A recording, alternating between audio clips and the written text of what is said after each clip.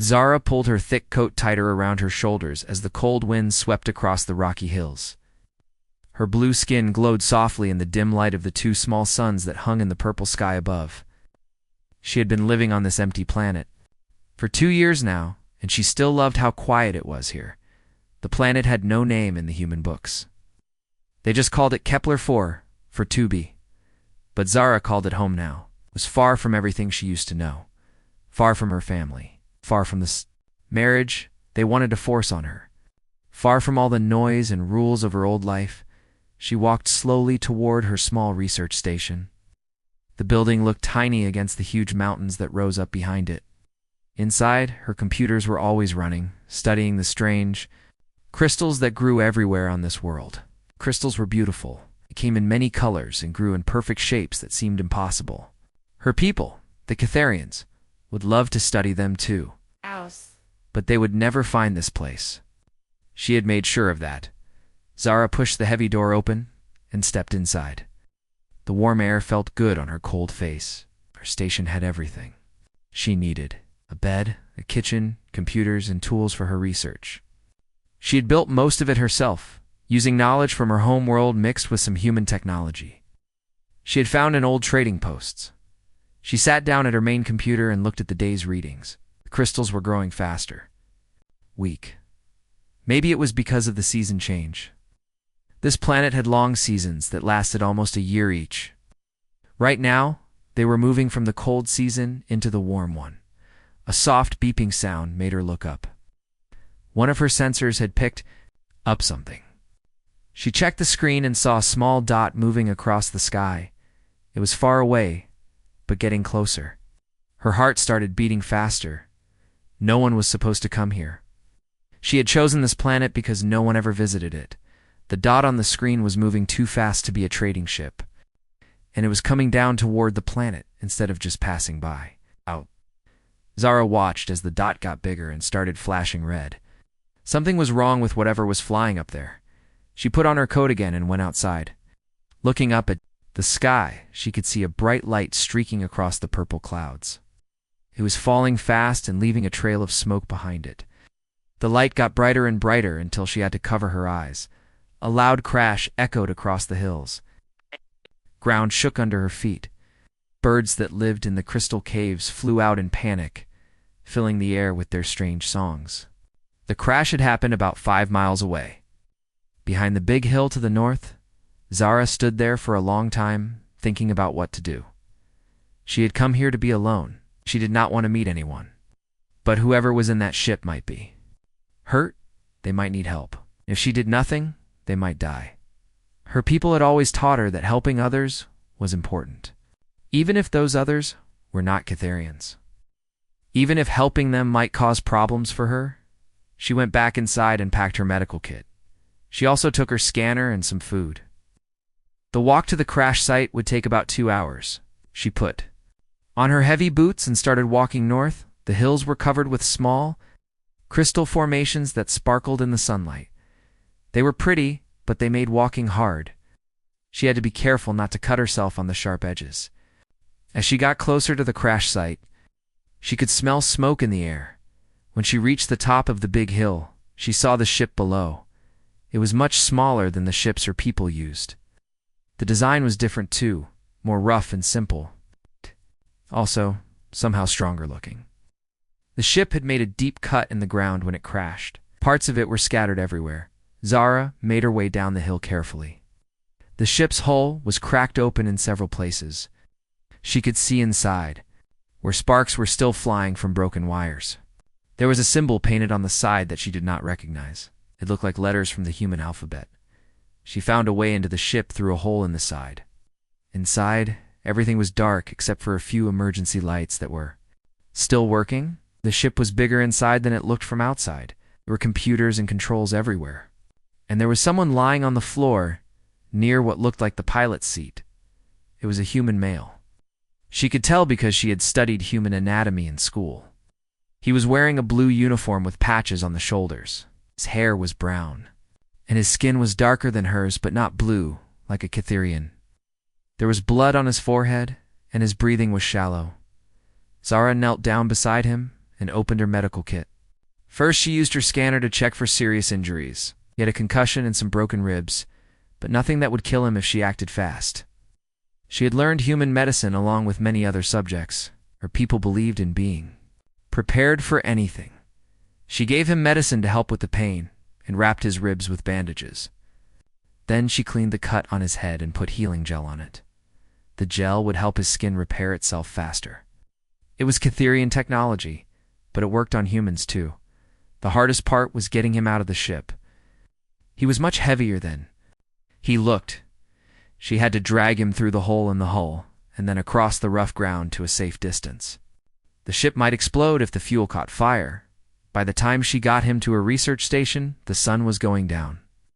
She was tired and her back hurt from carrying him, but she felt good about helping someone who needed it. As she put him in her bed and sat down in a chair to watch over him. While he slept, she looked through his belongings. His name was Jake Morrison, according to his identification card.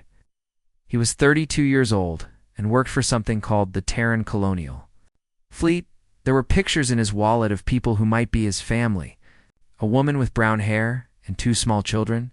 She also found his ship's computer pad. It was damaged, but she managed to get some information from it. Jake had been exploring this part of space, looking for planets that humans could live on. His ship had hit something, maybe space debris, and lost power. It barely managed to steer it toward her planet before crashing. Zara made herself some dinner and sat by the window looking out at the stars. For 2 years, she had been completely alone. Now, there was another person in her home. A human person. She had never met a real human before, only seen pictures and videos. Humans were supposed to be primitive compared to her people. They had less advanced technology and shorter lives, but something about this Jake Morrison seemed different from what she expected. His ship was simple, but well made. His clothes were practical and strong.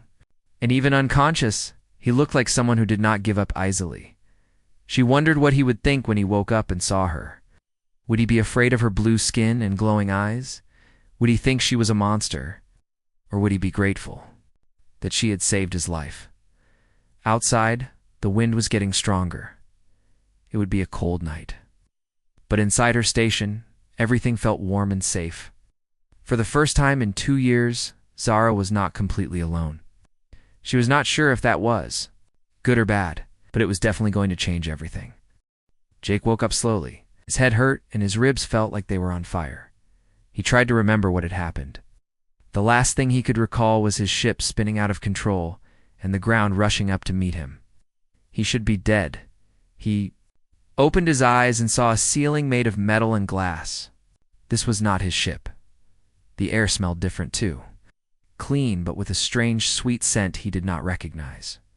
Where was he? "You are awake," said a voice from somewhere to his left. Jake turned his head and saw her sitting in a chair by the window. She had blue skin that seemed to glow softly in the morning light. Her hair was long and silver, and her eyes were larger than human eyes. She was beautiful in a way that was completely alien, but somehow not frightening. "Who are you?" Jake asked. His voice came out as a whisper. "My name is Zara," she said. "I found you after your ship crashed. You've been sleeping for 3 days." Jake tried to sit up, but pain shot through his chest. Zara stood up quickly and helped him lean against the wall behind the bed. "Careful," she said. "You have broken ribs. They are healing, but you must not move too much." "Thank you," Jake said. "You saved my life." Zara looked down at her hands. "I could not let you die. It would not be right." Over the next few days, Jake learned more about his rescuer. Zara was from a species called Catherians. They were much more advanced than humans. They had faster ships, better weapons, and technology that seemed like magic to Jake. But Zara had left her home world to live alone on this empty planet. "Why did you leave?" Jake asked one evening as they sat by the window watching the stars. Zara was quiet for a long time. "My family wanted me to marry someone I did not love, a man who saw me as a prize to be won. I wanted to choose my own life, so I ran away." Jake nodded. He understood wanting to be free to make your own choices. That was why he had joined the colonial fleet, to explore new worlds and help humans find new homes among the stars. As Jake got stronger, He helped Zara with her research. She was studying the crystals that grew all over the planet. They were not just pretty rocks. They could store energy and information in ways that human technology could not match. Jake showed her some human engineering tricks, and she taught him about Catherian science. "Your people are very different from mine," Zara said one day, as they worked together on a new scanning device. "How so?" Jake asked. "Catherians plan everything. We make perfect designs and follow them exactly, but humans, you make things up as you go, you take risks. You try things that should not work, and somehow they do." Jake laughed. "We call that improvising. It is one of our best skills." They had been working together for 2 weeks when the ships appeared. Jake saw them first. He was outside checking the antenna on the roof when he noticed new stars in the sky, stars that were moving. "Zara," he called down. "You need to see this." She came outside and looked up. Her face went pale, which was strange to see on someone with blue skin. "They found me," she whispered. The ships were beautiful and terrible. At the same time, they were long and curved like swords, with no sharp edges anywhere. They moved through space without making any sound, like they were swimming through water instead of flying through air. Who are they? Jake asked. "Catherian military ships," Zara said. "My family sent them to bring me back." As they watched, one of the ships broke away from the others and came down toward the planet. It landed in the field near Zara's research station with barely a sound. The door opened, and several figures came out. The first one was tall and thin, dressed in a dark uniform covered with symbols that probably meant military rank. His skin was the same blue as Zara's, but his eyes were cold and angry. Behind him came 6 soldiers carrying weapons that looked too advanced for Jake to understand. "Zara Vexai," the tall one said. "By order of the High Council and your father, you will return home immediately." "I will not go back, Vex," Zara said. "My choice." So this was the man she was supposed to marry. Jake could see why she had run away. Vex looked at Zara like she was a thing he owned, not a person with her own will. "You will return," Dex said. "And you will fulfill your duty to our people," no, Zara said firmly. Dex's eyes moved to Jake. "I see you have been corrupted by contact with this primitive creature. That explains your continued defiance." Jake stepped forward. "Hey now, no need for name-calling." Vex looked at Jake with disgust. "A human. Should have known. Your species is like a disease, spreading chaos wherever you go." "That is enough," Zara said. "Jake is my friend. He saved my life. Saved your life." Dex laughed. "This primitive could not save a drowning fish. You are coming with me now." He gestured to his soldiers. They raised their weapons and pointed them at both Zara and Jake. "Wait," Jake said. "Let's talk about this. I am sure we can work something out." "There is nothing to discuss," Dex said. "Zara is a citizen of the Catherian Empire. She belongs. To us, she belongs to herself," Jake said. Dex's face twisted with anger. "You dare lecture me about our laws, human. You are barely evolved from animals." Jake felt his own anger rising. He had dealt with bullies before, but this one had weapons that could probably turn him into dust. "Maybe we are not as advanced as you," Jake said. "But at least we know that people should be free to choose their own lives." "Freedom is chaos," Vex said. "Order is strength. That is why we rule the stars while you crawl around on primitive worlds. We may crawl," Jake said, "but we crawl towards something better. You just stand still and call it perfection." Vex raised his hand to strike Jake, but Zara stepped between them. "Stop," she said. "I will not let you hurt him." "You care for this creature?" Vex asked. "How disgusting." "He is worth 10 of you," Zara said. Vex's soldiers moved closer. Jake could see that they were getting ready to use their weapons. Looked around for anything he could use to defend himself and Zara. The research station had some tools, but nothing that would work against Catherian weapons. Then he remembered something. While he was recovering, he had helped Zara modify some of her equipment. It added human backup systems to her computers and sensors, systems that worked differently from Catherian technology. "Zara," he said quietly, "remember what we did? To the defensive grid." She looked at him with confusion for a moment. Then understanding dawned in her eyes. "Yes," she said. "I remember. What are you two talking about?" Dex demanded. "Nothing important," Jake said. "Just saying goodbye." He pressed a button on his belt. It was connected to the research station systems. All around them, hidden sensors and weapons came online.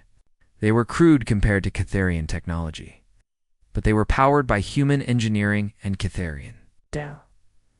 Energy cells. The soldiers spun around as warning lights began flashing all over the station. Their weapons were designed to work against Catherian shields and armor. They were not ready for human-style defensive systems. "You have 10 seconds to get back in your ship and leave," Jake said. Dex looked around at the active defenses and laughed. "You think these primitive toys can stop us?"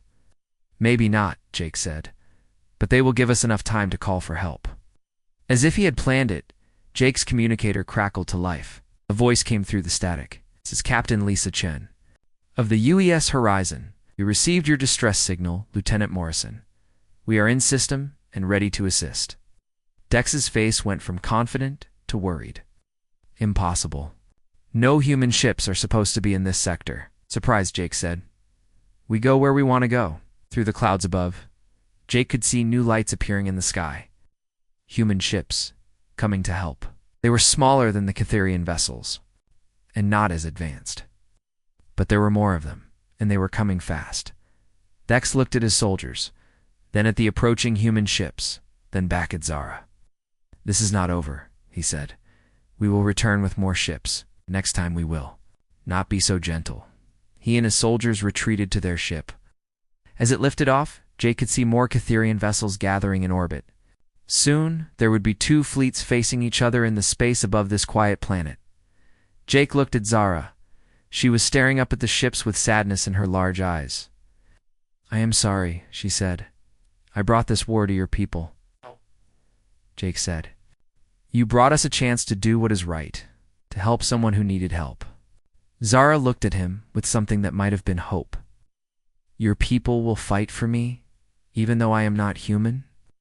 "That is what we do," Jake said. "We fight for what is right, no matter what it costs us." Above them, the first human ships were arriving. Jake could see the U.S. Horizon leading them, her weapons powered up and ready. Soon this quiet planet would become a battlefield. But for the first time since the Catherian ships had appeared, Jake felt hopeful. Humans were good at fighting impossible battles, and they were even better at winning them.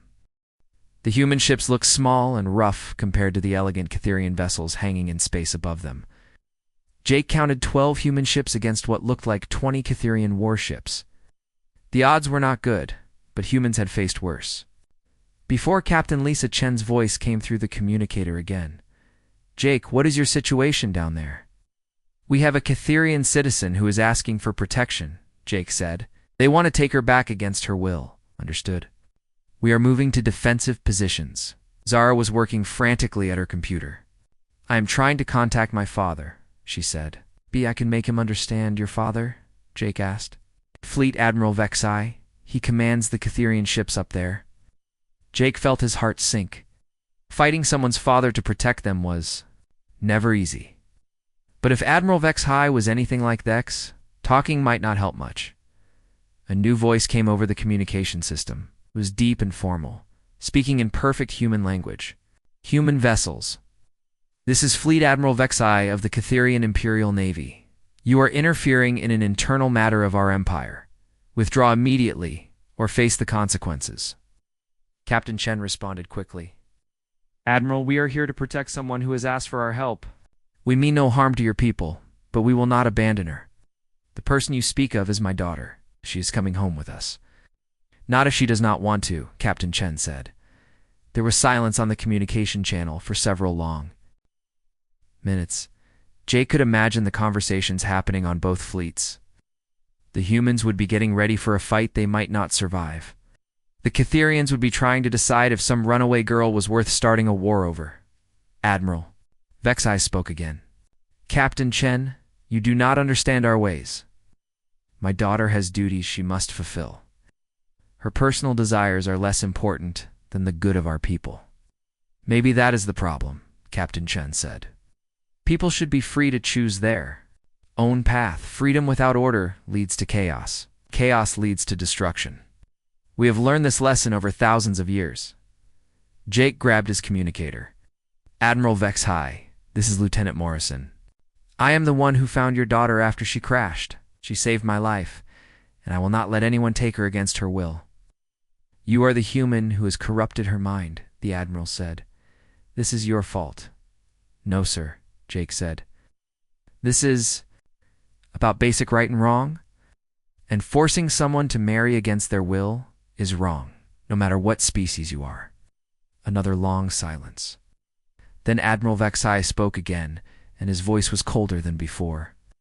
You have 1 hour to surrender. My daughter. After that, we will take her by force.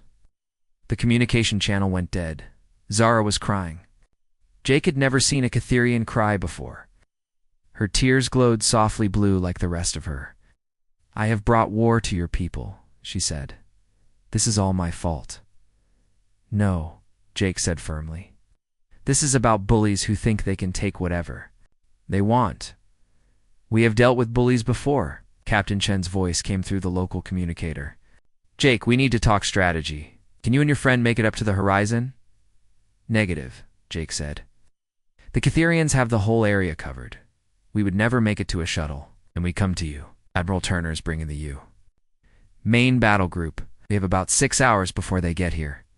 Will that be enough? Jake asked. It will have to be. The next few hours were the longest of Jake's life.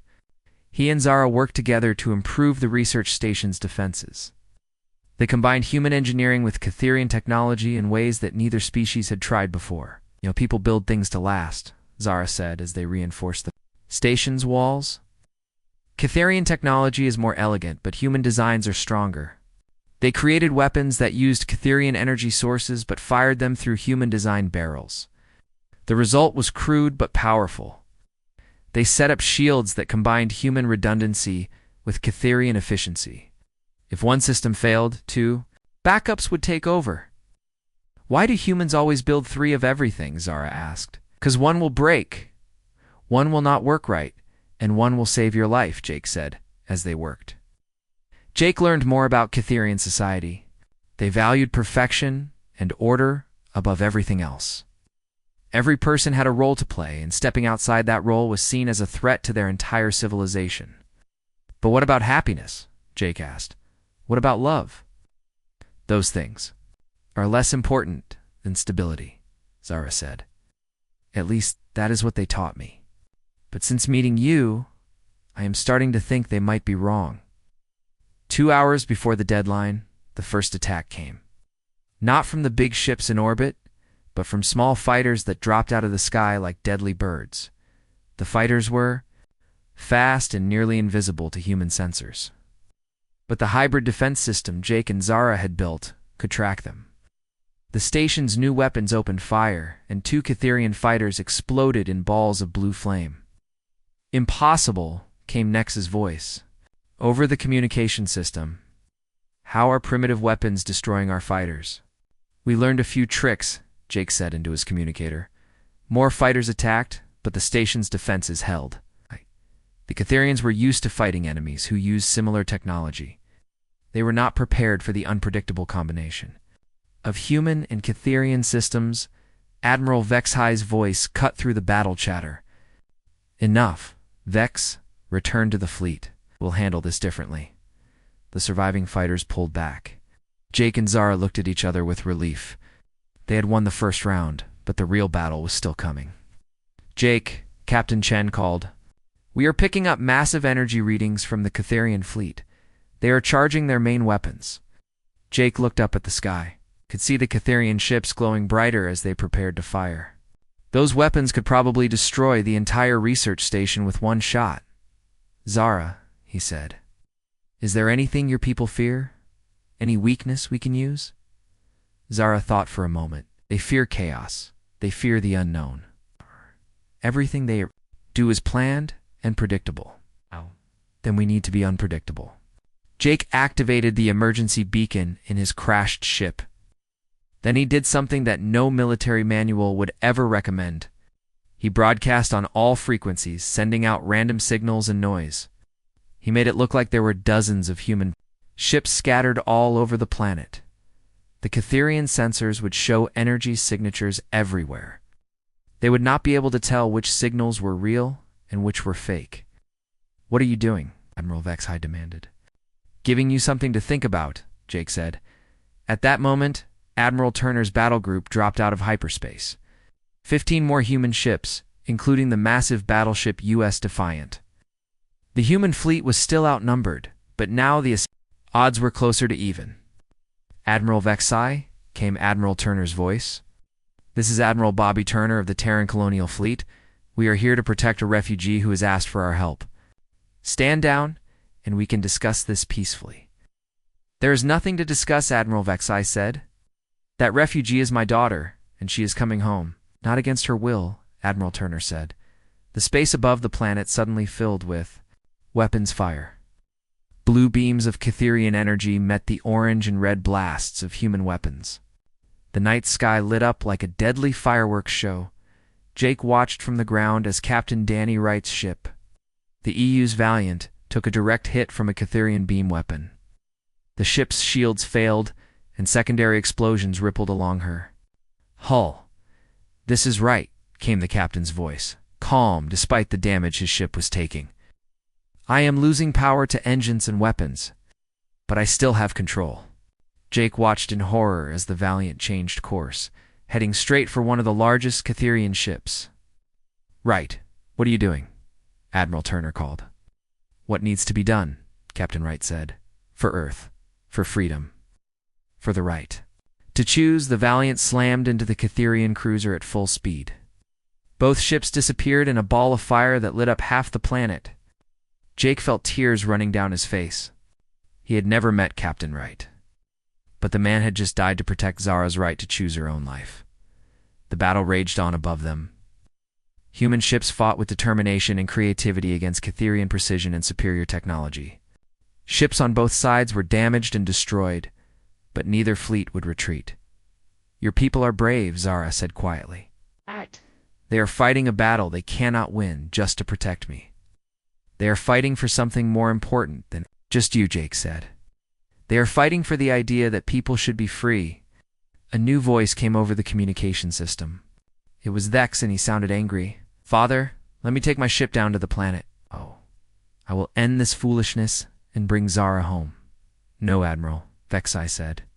"We do not attack defenseless planets. The humans have no such restrictions. Dex said they fight without honor. Let me show them what real power looks like." I said no.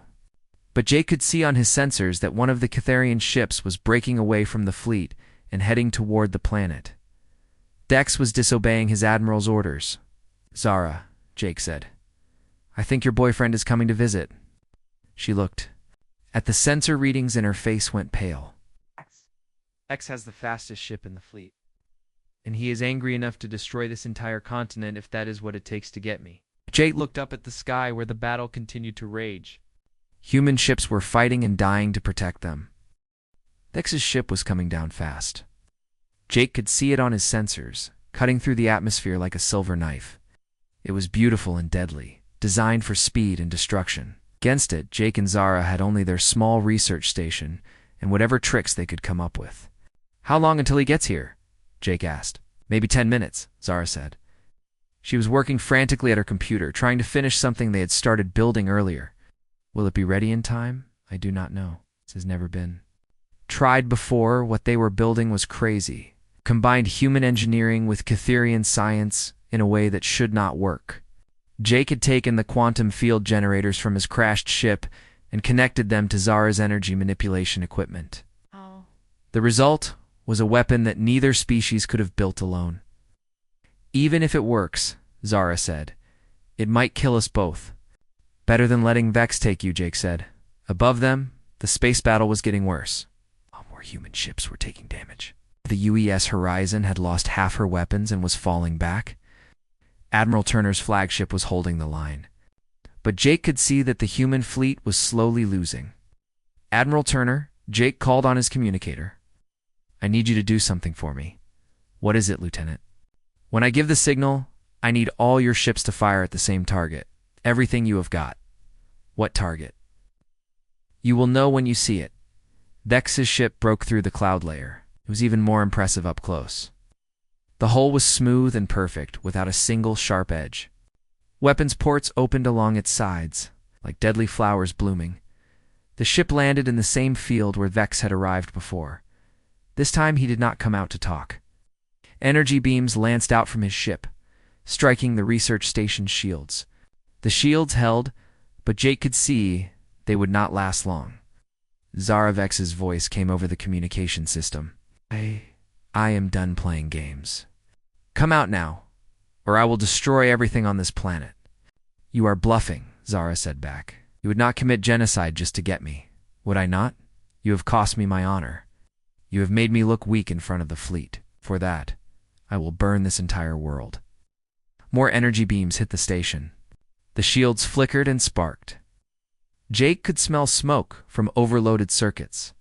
He means it, Zara said quietly. Dex has always been cruel, but losing face in battle has made him desperate. Then we stop him here, Jake said. Their hybrid weapon was finally ready. Looked like nothing special, just a metal box with cables running to both human and Catherian equipment. But if Jake's calculations were right, it would create a quantum disruption field that could neutralize Catherian shields. You realize this is insane? Zara said. The best human plans usually are. Jake activated the device. At first, nothing seemed to happen. Then the air around the research station began to shimmer like heat waves.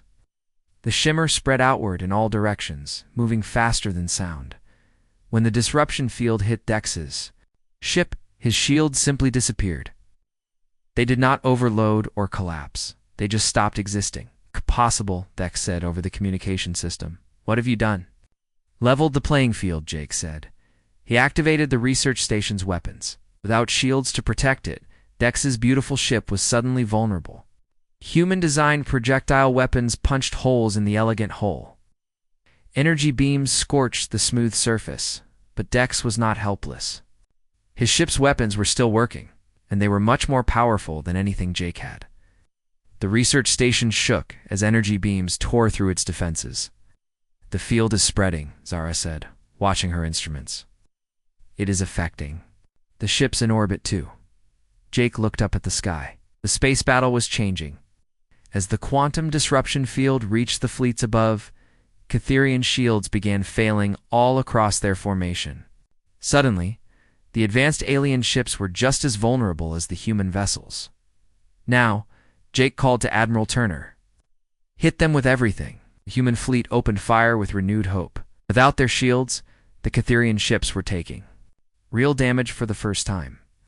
Several smaller vessels exploded under the concentrated fire from human weapons, but the field was affecting human ships too. Jake realized too late that his weapon could not tell the difference between human and Catherian technology. Both fleets were now fighting without shields or advanced defenses. Admiral came, Captain Chen's voice. All ships are reporting shield failures. We are as vulnerable as they are now, and we fight the old way, Admiral Turner said, with courage and determination. Down on the planet, Dex's ship was badly damaged, but still fighting. Jake and Zara had to keep moving as energy beams cut through the research station around them. Parts of the building were on fire, and the air was full of smoke. We need to get closer, Jake said. Our weapons are not powerful enough to finish his ship from here. Closer means leaving the station, Zara said. Out there, we will have no protection at all. Sometimes you have to take risks to win. They grabbed portable weapons and ran out into the open field. Vix's ship immediately turned its weapons on them. Energy beams scorched the ground where they had been standing just moments before. Jake dove behind a cluster of crystal formations.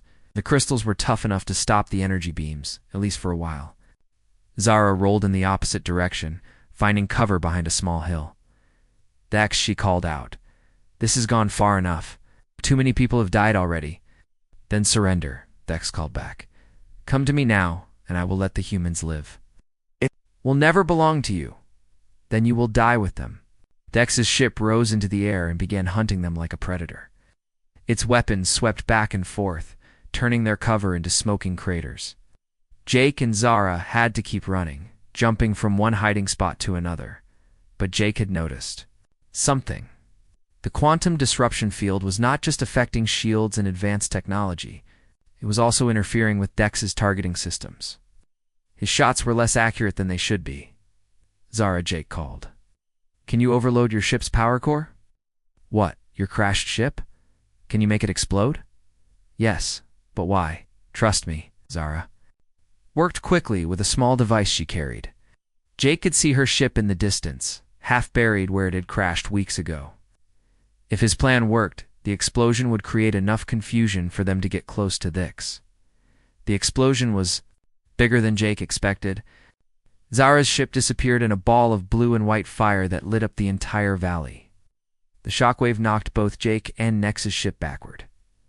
In the moment of confusion, Jake did something that no sane person would try. He ran straight at Dex's ship. The ship was damaged and unstable from the explosion. Its weapons were offline for a few precious seconds. Ow. Jake reached the hull and began climbing up toward the cockpit. What are you doing? Zara screamed. Something stupid, Jake called back. He reached the cockpit and began hitting it with the heavy tool he had brought from the research station. The transparent material was tough, but it was designed to withstand energy weapons, not physical impacts. Cracks appeared in the cockpit, then more cracks. Finally, the whole section shattered. Jake found himself face to face with Dex. The Catherian commander was even more impressive up close. Tall and strong, with the kind of cold beauty that his species was known for. But his eyes were full of rage and madness. You, Dex snarled. This is all your fault. No, Jake said. This is your fault for not letting her choose. Dex lunged at him with a curved blade that seemed to be made of pure energy. Jake barely dodged the attack. He was not a trained fighter, but he was desperate and angry. They fought in the damaged cockpit while the ship spun out of control. Dex was faster and stronger, but Jake was more determined. Every time Dex knocked him down, Jake got back up. Why will you not die? Dex demanded. Because someone I care about needs help, Jake said. The ship hit the ground hard. Both Jake and Nex were thrown against the walls of the cockpit. Jake's vision went black for a moment, but he forced himself to stay conscious. When his vision cleared, he saw Dex standing over him with the energy blade raised for a killing blow. Goodbye, human. A blue energy beam came through the broken cockpit and hit Dex in the chest. He looked down in surprise at the smoking hole in his uniform, then collapsed. Zara stood outside the ship, holding a Catherian weapon she had taken from one of the crashed fighters. I told you, she said quietly. I will never belong to you. Jake climbed out of the wreckage. His whole body hurt and he was bleeding from several cuts, but he was alive. Above them, the space battle was ending.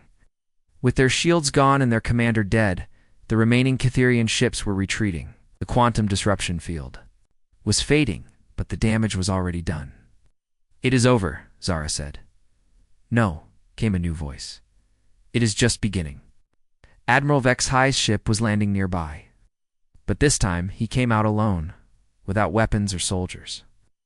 He walked slowly toward his daughter and the human who had changed everything. Father, Zara said. Daughter, he replied. We need to talk. Admiral Vexhi looked older than Jake had expected. His blue skin was marked with lines that spoke of years of command and difficult decisions. His uniform was perfect, but his eyes were tired. He stared at the smoking wreckage of Vex's ship. For a long moment before speaking, Is he dead? The Admiral asked. Yes, Zara said quietly. I killed him. Her father nodded slowly. Perhaps it is for the best. Dex had become consumed by rage. He would have destroyed this entire planet too. Get what he wanted. Jake stepped forward, putting himself between Zara and her father. He was still bleeding from his fight with Dex, but he stood straight and ready to fight again if needed. Sir, Jake said, Your daughter has made her choice. She wants to be free. Admiral Vexhi looked at Jake for the first time. You are the human who started all this. I am the human who crashed on this planet and got help from someone who cared enough to save a stranger's life. For that, dozens of my people are dead. Dozens of your people, too. Jake felt the weight of those deaths. Captain Wright. All the others who had died in the battle above. Good people who had sacrificed everything to protect someone's right to choose their own life. Yes, sir, Jake said, and I am sorry for that. Sometimes freedom costs blood. Freedom. Admiral Vexai repeated the word like it tasted strange. Your people use that word often. What does it really mean? It means the right to make your own choices, Jake said. Good or bad, right or wrong. To live with the consequences of your own decisions instead of having someone else decide for you. And what if those choices lead to chaos? What if people choose poorly and hurt themselves? Or others? Then they learn from their mistakes and try to do better next time. Admiral Vexai walked over to one of the crystal formations and ran his hand along its smooth surface. These crystals grow in perfect patterns. They follow natural laws that never change. There is beauty in that order. There is, Jake agreed. But there is also beauty in choosing to do the right thing, even when no one forces you to. Father, Zara said, I know you love me, but the life you planned for me would have made me miserable. I would have been a wife to a man I despised, bearing children I did not want, living a lie every day of my life. But you would have been safe, her father said. Would have been important. Your children would have been leaders of our people. They would have been prisoners just like me. Admiral Vexai was quiet for a long time. Above them, the remaining ships from both fleets waited to see what would happen next. The battle was over, but the war could start again with a single word from him. Tell me about humans, he said suddenly to Jake. Why do you fight so hard for people you barely know? Jake thought about Captain Wright, who had died crashing his ship into a Catherian cruiser to protect someone he had never met.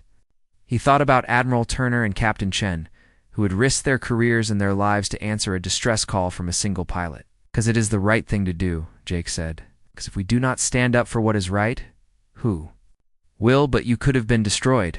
Your entire fleet could have been wiped out. Was one person's freedom worth that risk? Yes, Jake said without hesitation. Because if we let bullies win, even once, they will keep taking more and more until there is nothing left to take. Even if the bully is more powerful than you. Especially then. Admiral Vexai looked at his daughter again. Is this what you want? To live among humans? I want to choose, Zara said. Maybe I will stay here. Maybe I will travel to human worlds. Maybe I will find some other path entirely. But I want it to be my choice. If I refuse to allow it. Jake stepped forward again. Then we fight. And we keep fighting until either you give up or we are all dead. You would die for her freedom? Yes, sir. Why? Jake thought about that question. Why was he willing to die for someone he had known for only a few weeks? Someone who was not even human. Because she saved my life when she could have left me to die, he said finally. Because she is good and kind and deserves to be happy. Yes. Letting her choose her own life is the right thing to do, and doing the right thing is what makes us human. Admiral Vexai studied Jake's face. You really mean that? Yes, sir. And you believe your people would keep fighting, even if you were killed? I know they would. The Admiral walked back to his daughter. Zara, do you love this human? Zara looked at Jake, and her face turned a deeper shade of blue. I care about him very much. That is not what I asked. Yes, she said quietly. I think I do love him. And you, human? Do you love my daughter? Jake felt his own face getting red. Yes, sir, I do. Admiral Vexai looked back and forth between them. This is not how I planned your life, daughter. Why? No, father. But it is how I want to live it. The Admiral was quiet for several minutes. Jake could hear the wind blowing across the crystal fields and the distant sounds of damaged ships being repaired in orbit. Very well, Admiral Vexai said finally. You may stay, father. I said you may stay. I will not force you to return home. But there are conditions. Jake tensed. Ready for some trap or trick? What conditions? Zara asked. First, you will serve as an ambassador between our peoples. This battle has shown that humans are not the primitives we thought them to be. We need to understand each other better if we are to avoid future conflicts. I can do that, Zara said. Second, any children you have will be welcomed in Catherian space if they choose to visit. They are still part of our family, even if their mother has chosen a different path. And third, she asked, Admiral Vexai smiled for the first time. Third, you will invite me to your wedding. I may not approve of your choice, daughter, but I will not miss seeing you happy. Zara ran to her father and hugged him. Jake had never seen a Catherian show such emotion before. When they separated, both of them had tears glowing softly on their faces. There is one more thing, Admiral Vexai said. The weapon you built together is the one that removed our shields. We need to understand how it works. Why? Jake asked suspiciously. Because there are other threats in the galaxy. Species that make both humans and Catherians look primitive. If we can combine our technologies, we might be able to defend ourselves. Against them? Jake looked at Zara. She nodded. We will share what we learned, Jake said. But only for defense. Agreed. Admiral Turner's voice came over the communication system. Lieutenant Morrison. What is your status? All clear, Admiral, Jake replied. I think we just made some new friends. 6 months later, Jake stood in the main hall of the new research facility that had been built where Zara's old station used to be. It was bigger now, with sections designed by both human and Catherian engineers. Scientists and technicians from both species worked side by side, sharing knowledge and building things that neither could have created alone. Zara walked up beside him, wearing a simple white dress that somehow managed to look both human and Catherian at the same time. Today was their wedding day. You nervous, she asked. Terrified, Jake said honestly. Your father still scares me. Likes you now. He told me yesterday that you remind him of himself when he was young. I hope that is a good thing. Admiral Vexai appeared in the doorway wearing formal robes instead of his military uniform. Behind him came Admiral Turner, Captain Chen, and dozens of other humans and Catherians who had come to witness the ceremony. Are you ready, Admiral Vexai? Asked his daughter. I have been ready for months, Zara said. The ceremony was simple, but beautiful. They exchanged vows, in both human English and the Catherian language. Jake promised to always support Zara's choices, and she promised to always choose love over fear. When it was over, Admiral Vexai raised a glass of something that glowed softly blue. To my daughter and her husband, he said, who taught an old soldier that sometimes the greatest strength comes from knowing when not to fight. To freedom, Admiral Turner added, and to the courage to defend it.